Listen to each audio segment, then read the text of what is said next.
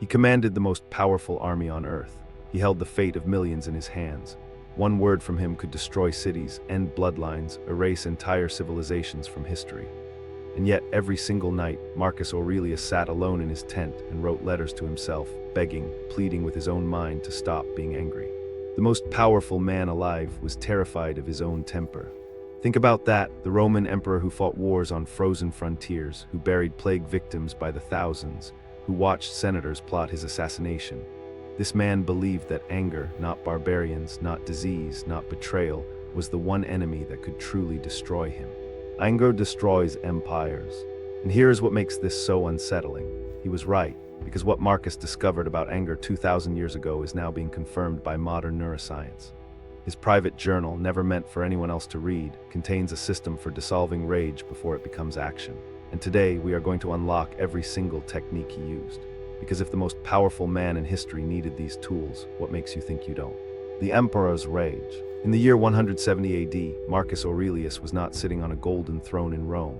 He was freezing on the banks of the Danube River, surrounded by death. The Antonine Plague had already killed 5 million people across the empire. Germanic tribes were pouring across the borders, and his most trusted general, Avidius Cassius, had just declared himself emperor in a coup attempt. How much more grievous are the consequences of anger than the causes of it? Now imagine being in his position, betrayed by someone you trusted with your life, your empire crumbling, your soldiers dying of plague around you. Most men would have exploded. Most emperors before him did exactly that. Caligula fed his enemies to wild animals. Nero burned Rome and blamed the Christians. Commodus, Marcus's own son, would later become one of the most rage-fueled tyrants in history. But Marcus chose a different path entirely. Instead of reacting, he picked up his journal, and what he wrote that night would become one of the most powerful anger management systems ever created. Not by a therapist, not by a monk, by a man with the power to destroy anyone who angered him, who chose not to, but what exactly drove him to wage this war against his own emotions. Anger's true cost. Marcus understood something that most people still don't. Anger doesn't punish the person who wronged you, it punishes you. He watched it happen in real time across his empire. He saw commanders who lost battles because fury clouded their judgment. He watched senators destroy their own alliances because they couldn't swallow an insult. He observed how a single moment of uncontrolled rage could undo decades of careful strategy.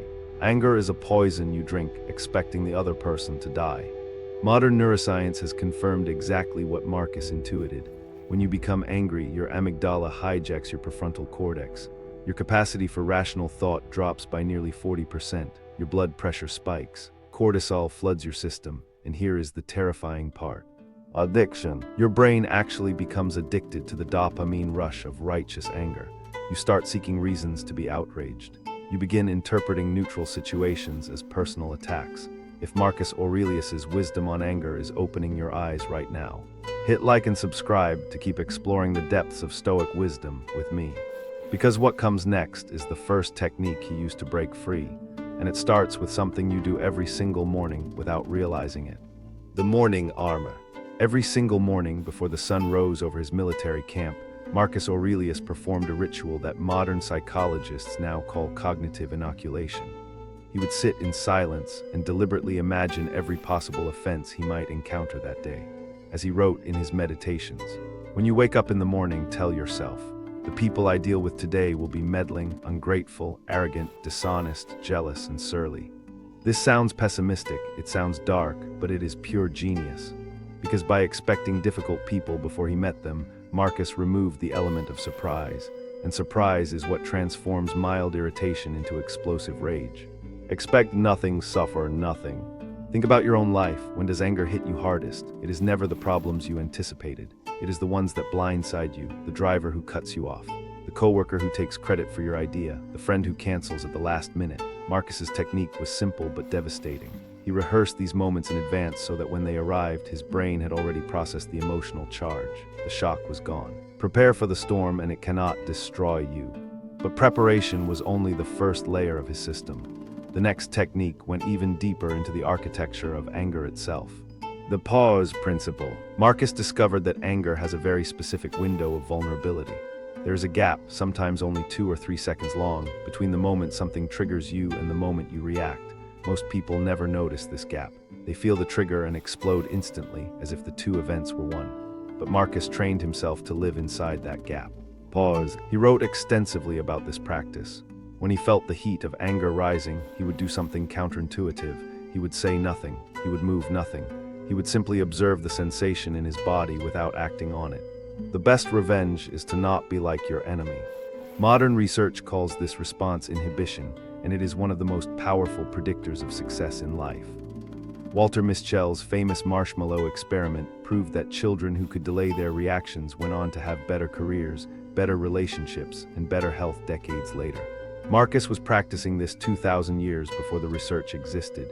He understood that between stimulus and response there is a space, and in that space lies your entire freedom. But what happens when the pause alone is not enough? When the anger runs too deep, that is where Marcus deployed his most radical technique. The cosmic view.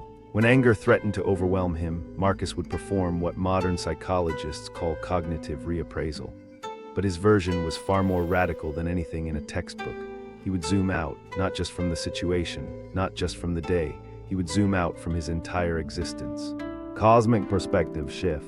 He would remind himself that the person who angered him would be dead within decades, that he himself would be dead, that the Roman Empire itself, the most powerful civilization on earth, would one day be nothing but ruins and dust. Think of the life you have lived until now, a life of aimless wandering among the many who are themselves lost. This was not nihilism, this was liberation. Because when you truly grasp how small your anger is against the backdrop of eternity, something extraordinary happens. The grip loosens, the heat fades. The offense that felt universe-ending 5 minutes ago suddenly feels exactly like what it is, temporary, insignificant. A moment of anger destroys what patience took years to build. Marcus used this cosmic zoom not to diminish his problems, but to diminish the power those problems had over his emotions. And there was one more dimension to this technique that made it even more devastating. It involved looking at the person who angered him in a way that seems almost impossible. The mirror method. This might be the most difficult thing Marcus Aurelius ever asked himself to do. When someone wronged him, betrayed him, insulted him, or undermined his authority, he would force himself to see the situation from their perspective, not to excuse their behavior, but to understand it. He would look at his enemy and see himself. He wrote that every person who does wrong is acting out of ignorance. They genuinely believe their actions are justified. They are following their own distorted logic, their own fears, their own wounds, and here's the part that will make you uncomfortable. Marcus said that he himself had done the same thing to others. Whenever you are about to find fault with someone, ask yourself, what fault of mine most nearly resembles the one I am about to criticize? This is not weakness. This is the most brutal form of self-honesty that exists. Your enemy is you. Because the moment you recognize your own capacity for the behavior that angers you, the moral superiority that fuels rage collapses. You cannot hate someone for doing something you know you are also capable of. This mirror technique did not make Marcus passive, it made him strategic, because understanding your opponent is the first step to defeating them without destroying yourself. But Marcus had one more weapon in his arsenal, and it might be the most counterintuitive of all.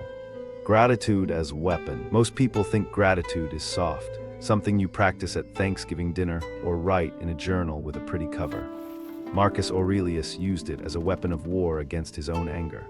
Gratitude. In the first book of his Meditations, he lists person after person who wronged him, challenged him, frustrated him, and then for each one he writes down what they taught him. His irritable tutor taught him patience. His arrogant colleague taught him humility. His unfaithful friend taught him the value of loyalty.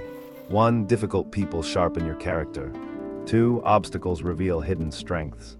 3. Betrayal teaches discernment. 4. Frustration builds resilience. He was not ignoring the pain these people caused. He was alchemizing it, transforming poison into medicine. Modern positive psychology has confirmed this. Studies from the University of California show that people who practice gratitude have 23% lower cortisol levels. They sleep better, they have stronger immune systems, and most importantly for our topic, they experience significantly less anger and resentment.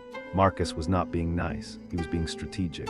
He found a way to make every offense against him fuel for his own growth. But there was a deeper reason behind all of these techniques, a philosophical foundation that made everything else possible. The Stoic core. Every technique Marcus used to control anger was built on one foundational Stoic principle, and it is the most powerful idea in the entire philosophy. You have power over your mind, not outside events. Realize this and you will find strength. The dichotomy of control, the radical separation between what is yours and what is not. Someone insults you, the insult is not yours, their words are not yours, their opinion is not yours. The only thing that belongs to you is your response. Control your response only. Epictetus, the slave philosopher who deeply influenced Marcus, expressed it even more bluntly. It is not things that disturb us, but our judgments about things. This means that anger is never caused by what someone does to you. It is caused by the story you tell yourself about what they did. Change the story, and the anger dissolves. The offense has no power you do not give it. This is not philosophical theory. This is cognitive behavioral therapy, the most evidence-based psychological treatment in the world, described 2,000 years before Aaron Beck formalized it. Marcus did not just believe this principle. He tested it daily against the worst provocations an emperor could face, and the results speak through millennia. But knowing the philosophy is only half the battle. The question is, how do you actually practice this in your life today? The daily practice. Marcus did not read about anger management. He practiced it like an athlete trains for competition, every single day, and his daily system was remarkably structured. The soul becomes dyed with the color of its thoughts. In the morning, the cognitive inoculation we discussed. Expect difficulty, prepare your mind. Throughout the day, the pause. Every time anger appeared, he would catch it in that 2-second window and hold it there. Observe it, let it pass. In the evening, the review. This is where his genius truly shines. 1. What triggered my anger today? 2. How did I respond? 3. What would a wise person have done? 4. What will I do differently tomorrow? He was running experiments on his own mind, testing hypotheses, measuring results, adjusting strategies. He was his own psychologist, his own laboratory, his own patient. And here is what makes this so relevant to you right now. You do not need an empire. You do not need a philosophical education. You need a journal, 3 minutes in the morning, a conscious pause during the day, and 5 minutes of honest reflection at night. That is the entire system. The man who ruled the known world used these exact tools, nothing more, nothing less. And now comes the question that ties everything together. Anger or freedom? Marcus Aurelius died in the year 180 AD. He never published his meditations. They were private conversations with himself, reminders scrawled in the margins of a life lived under impossible pressure. And yet those private notes became one of the most influential books in human history because they reveal something universal. Every person alive is fighting the same war Marcus fought. The war against reactive anger, the war against the voice inside that screams for revenge, for punishment, for destruction. The war against the part of you that wants to burn everything down when the world feels unfair. Choose your battle wisely. Marcus did not win this war by being calm by nature. His own writings reveal a man who struggled with rage constantly. He won because he showed up every day and practiced. He won because he chose to see anger not as strength, but as his most dangerous weakness. The best answer to anger is silence. And his final message to us, written in the silence of his tent while the empire crumbled around him, is devastatingly simple. You will be provoked, you will be wronged, you will be betrayed. What matters is not what happens to you, but how you choose to respond. That choice is your empire. Guard it with everything you have. Marcus Aurelius spent his entire life proving one thing, that the most dangerous battles are not fought on battlefields. They are fought inside your own mind. Every morning he prepared for provocation. Every moment of anger he met with a pause. Every offense he dissolved with perspective, empathy, and gratitude. And every night he reviewed his progress with ruthless honesty. Master your mind, master life. He did not do this because he was naturally peaceful. He did it because he understood that anger, unchecked, would destroy everything he built. And 2,000 years later, his private journal still teaches us the same truth. You do not need to eliminate anger. You need to master it. You need to catch it in that 2-second window before it becomes action. You need to zoom out and see the cosmic insignificance of what provoked you. You need to look in the mirror and find yourself in the person who wronged you. You have power over your mind, not outside events. Realize this and you will find strength. If you made it this far, comment Inner Citadel to prove you are among those who choose mastery over reaction. The wisdom of the ages is yours. Use it well. If this unlocks something in you, subscribe for more. The vault has more wisdom waiting.